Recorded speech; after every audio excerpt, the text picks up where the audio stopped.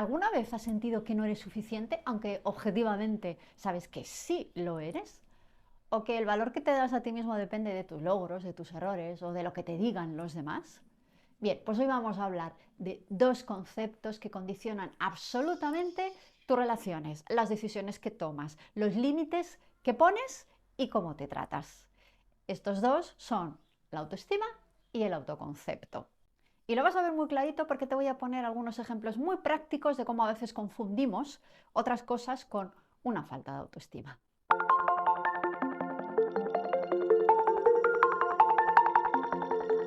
Voy a comenzar hablando del autoconcepto, que es mucho más que una idea. Desde la psicología, el autoconcepto es un sistema cognitivo, es decir, es un sistema mental organizado que estructura absolutamente cómo te relacionas contigo, con el mundo y con los demás. Tu autoconcepto está respondiendo constantemente a estas preguntas, aunque no lo sea a nivel consciente. ¿Quién soy? ¿Qué puedo esperar de mí? ¿Qué capacidades tengo? ¿Y qué lugar ocupo yo frente a los demás?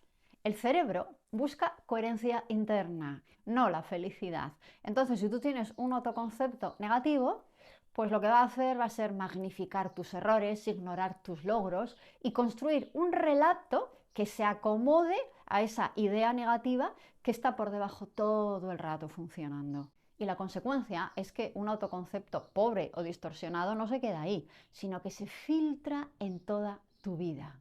Y entonces construyes una vida en la que constantemente te estás autolimitando, y no porque no puedas, sino porque ya decidiste quién eres. Yo no soy así, yo no tengo esas capacidades, yo nunca he sido bueno en nada de eso, y te niegas la más mínima oportunidad de intentarlo.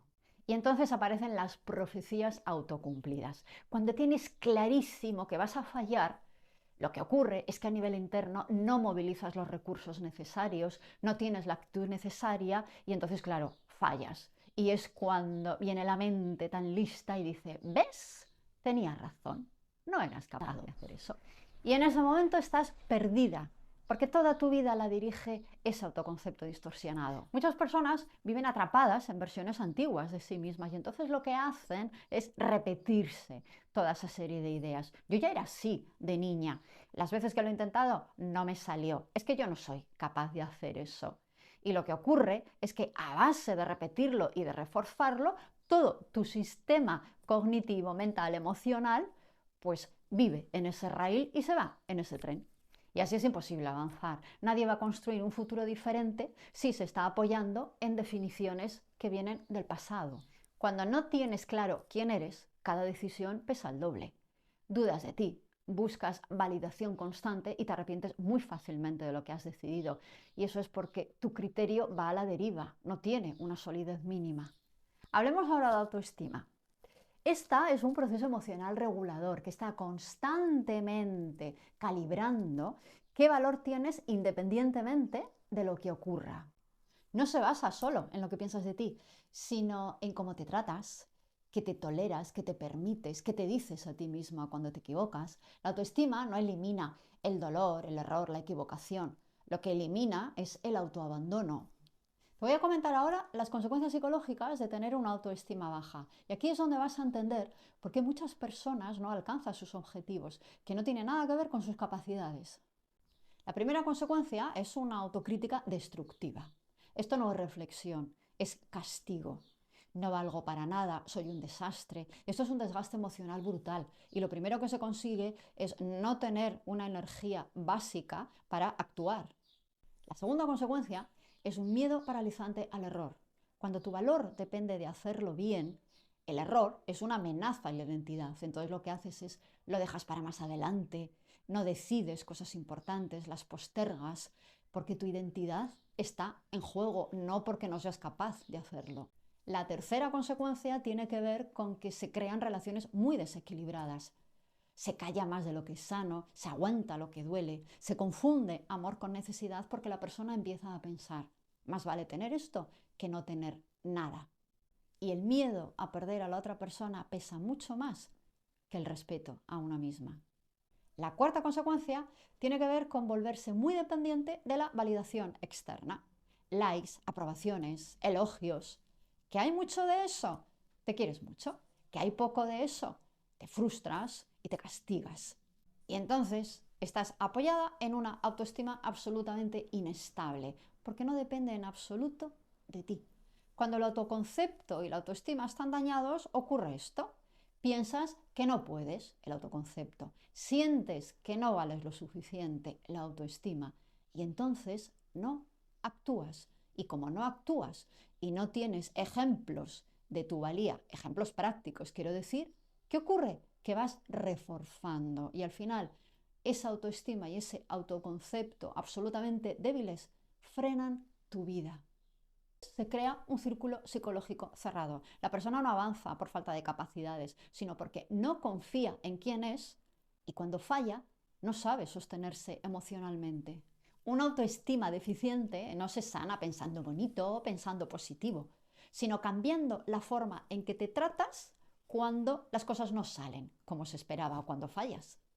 Y no se sana el autoconcepto negando el pasado, sino actualizándolo. Porque no eres quien fuiste, no eres lo peor que hiciste y por supuesto no eres lo que alguien dijo de ti cuando no sabías defenderte. Te voy a hablar ahora de 4 ejemplos clínicos muy concretos. Primer caso, un autoconcepto rígido y negativo. El perfil, una persona de 30 a 40 años competente, con estudios o experiencia laboral, pero estancada. ¿Qué es lo que se está diciendo a nivel interno? ¿Cuál es el diálogo interno? Yo no soy constante, siempre empiezo cosas y las dejo, a mí me cuesta mucho avanzar. ¿Qué está ocurriendo ahí psicológicamente? El autoconcepto está hipergeneralizado. Uno o varios episodios del pasado se convierten en su identidad. La mente deja de evaluar conductas actuales y se guía por una etiqueta fija. Consecuencia vital, no se compromete con proyectos, abandona antes de consolidar y evita decisiones que impliquen continuidad. En este caso, el trabajo terapéutico no sería motivación, sería desidentificación. Separar identidad de conducta, ir analizando la evidencia real, no la narrativa, e introducir el concepto de un yo en proceso. Segundo caso, autoestima condicionada al rendimiento. En este caso, el perfil de la persona sería alguien muy responsable, exigente, a veces exitosa, pero emocionalmente agotada. Su diálogo interno, si no lo hago bien no valgo, tengo que poder con todo. Lo que está ocurriendo psicológicamente es que su autoestima está fusionada con el desempeño. El error se vive como una amenaza de la valía personal, no como parte del aprendizaje. La consecuencia vital, una ansiedad elevada, miedo a delegar, dificultad para descansar sin culpa, bloqueos antes de retos importantes. El trabajo terapéutico aquí empezaría por normalizar el error y colocarlo en la vida real. Entrenar una autocompasión funcional y redefinir el valor personal separado del resultado de lo que se haga. Tercer caso, baja autoestima y relaciones desiguales. El perfil sería el de personas que dan mucho, se adaptan demasiado y terminan heridas. La creencia central que alimenta todo esto sería, si pongo límites, me van a dejar. Psicológicamente lo que ocurre es que la autoestima depende del vínculo. El miedo al abandono pesa más que el autorrespeto. La consecuencia vital, pues relaciones desequilibradas, dificultad para expresar necesidades y resentimiento acumulado. El trabajo terapéutico sería reeducar el concepto de límite. Aquí hago un pequeño inciso para recordarte que ya hice un vídeo hablando de cómo poner límites. Aprender a tolerar la incomodidad de decir que no y fortalecer la identidad fuera del vínculo. El cuarto caso, autoconcepto infravalorado a pesar de las capacidades. El perfil, una persona con habilidades claras, pero sensación constante de fraude. El discurso interno de esta persona se repetiría cosas como cualquiera puede hacer eso, no es para tanto. No hace falta tener una habilidad especial. ¿Qué está ocurriendo psicológicamente? Pues hay un descuento sistemático de lo positivo. La mente invalida logros para sostener esa imagen interna empobrecida. La consecuencia vital nunca se va a ofrecer para nuevas oportunidades, se va a esconder profesionalmente, se queda muy por debajo de su potencial. El trabajo terapéutico empezaría por diferenciar humildad de invisibilización, ir registrando las competencias reales y separar la identidad de los logros. ¿Qué cosas se pueden hacer para fortalecer esa autoestima y ese autoconcepto? 3 cosas para fortalecer el autoconcepto. Lo primero, haz una auditoría de tus creencias personales. Escribe 5 frases que empiecen por yo soy. Y luego pregúntate, ¿esto es una conducta o una identidad? ¿En qué contexto no se cumple? ¿De dónde viene esta creencia? Esto va a debilitar la rigidez del autoconcepto. Segundo, sustituir etiquetas por procesos. El cerebro responde mejor a identidades en movimiento. Cambia el soy insegura por estoy aprendiendo a manejar esa inseguridad. Y tercero, construye tu autoconcepto no con pensamientos, sino con acciones. Cada acción coherente, por pequeña que sea, va actualizando tu identidad. No se trata de hacer algo cuando te sientes capaz, sino de actuar a pesar de las dudas que tengas. ¿Qué cosas ayudan para fortalecer la autoestima? La primera, cambia el trato interno, no el resultado. Cuando algo te haya salido mal y estés en modo censura y diciéndote lo peor, piensa una cosa. ¿Qué le dirías a una persona a la que quieres? ¿Sería eso? O a lo mejor serías un poco más amable.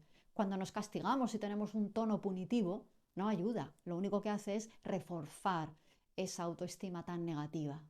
Segundo, practica límites incómodos. Cada límite que vas superando es un mensaje interno de importo. Esa incomodidad inicial, ese reparo a traspasar un límite, es el precio que hay que pagar para una autoestima sólida. Tercero, entrenar la tolerancia al error. Después de algo que te ha salido mal, pregúntate, ¿qué puedo hacer diferente la próxima vez? ¿Qué puedo aprender de esto? Sin dramas y sin castigos innecesarios. Y cuarto, separa tu valor personal de la aprobación. No te justifiques tanto, no pidas permiso, no des argumentos a lo que estás haciendo. Así es como la autoestima va haciéndose más sólida y más fuerte.